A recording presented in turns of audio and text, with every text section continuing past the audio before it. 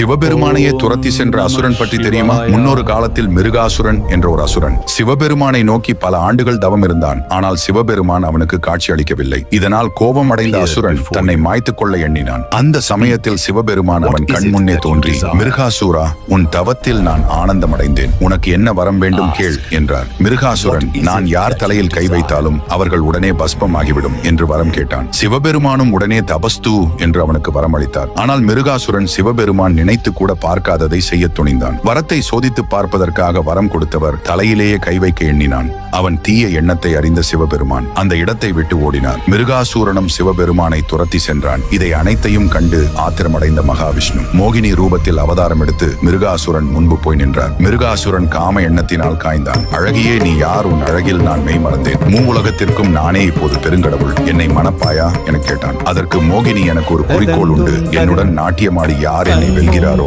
அவரைதான் நான் மனம் முடிப்பேன் என்றார் மிருகாசுரனும். இது என்ன விஷயம்? நான் உன்னுடன் நடனம் ஆடுகிறேன் என்று நடனப் போட்டியில் கலந்து கொண்டான். போட்டியின் ஒரு கட்டத்தில் மோகினி தனது சுண்டு விரலால் தான் தலையினை தொட்டாள். இச்சையில் மூழ்கியிருந்த மிருகாசுரன் என்ன